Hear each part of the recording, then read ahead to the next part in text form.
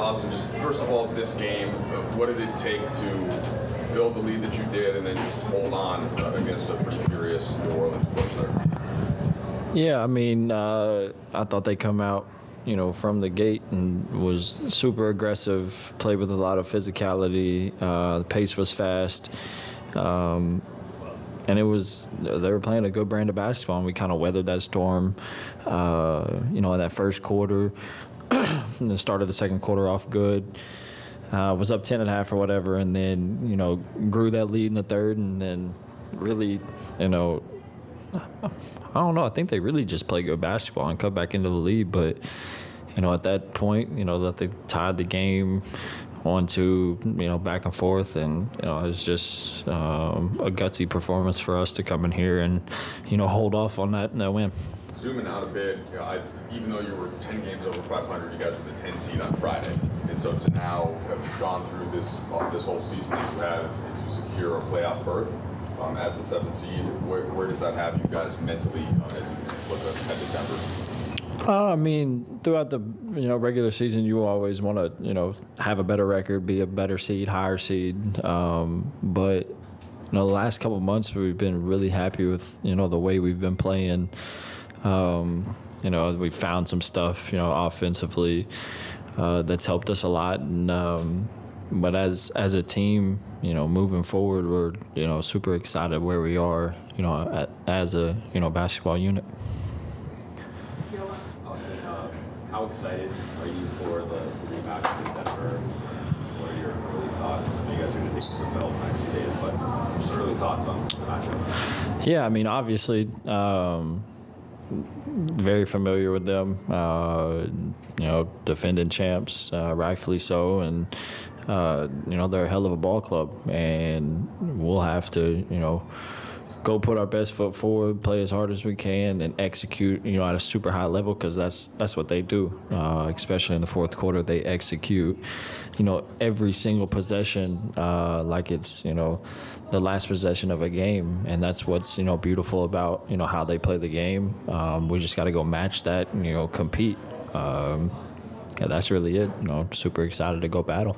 Austin, D'Lo got off to such a good start when nothing was really going right offensively for you guys, and then you hit that shot off your drive right in front of you on the bench. For a guy who is playing big games is going to be very scrutinized here. How important do you think this is for him to get off to this kind of start this postseason? Super important.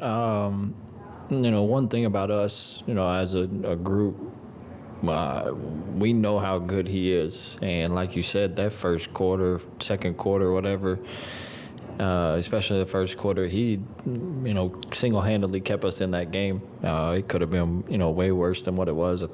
Just 5, 6, 7. They got up to 8, I think, maybe 10. But if it wasn't for him, it could have been 15, 18, 20. Super talented offensively. I think he's cherished the moment more this year in situations, you see like Milwaukee, at home when he hit the, floater to go up, whatever it was, 1 or 2, and then, in Milwaukee, late free throws, late buckets. But yeah, I was super surprised that, he left strong side corner. I thought he was going to, fake and fade basically. And I went to go to a Euro and realized he wasn't going back. And I mean, it's a no-brainer, especially the way D'Lo shoots the ball. So super happy for him. Happy for our ball club. Dave. You guys were down double digits going to the second. Gabe comes in, makes a pair of threes. That one, the second one gave you guys the lead. How important was that stretch for him, or just him in this game overall, and just how have you seen him become more comfortable, especially after missing so much time early in the season with the knee? I think it's very important for him. You miss so much time with injury, and you battle to come back, which he's done, and I don't think there's a tougher situation to come back to, and especially time left in the year, the amount of games he had before this point, so it's super tough. I would assume for him to, really, catch a rhythm, catch a flow, but every possession he's out there competing on defense. One of the best plays of the game is, when he got the deflection, dove on the floor, got the steal, and then pitched it back to TP. Just that, heart that he plays with. We know how good he can shoot the ball regardless of, how he shot it coming back. So we encourage him to do that and just to be himself. And, once he catches a rhythm, he's going to bring a whole nother dynamic to our team that, we really like. It goes without saying the way you guys trust LeBron to have the ball in his hands and play make for you guys at any point of the game. But when things start to bog down in the fourth quarter, whether it be from their schemes or maybe him just running out of gas a little bit. Bless you. Thank you. How important is it to have players like yourself being willing to go get the ball and make plays? Obviously, you had the lob to AD and the pass to D-Lo. Yeah, I mean, any possession that you have where you got Bron with the ball, AD with the ball, it's probably a good thing's going to happen. But like you said, I don't want to say Bron struggled tonight, but he looked at me in the locker room and was like, I don't know the last time I've shot 6 for 20, and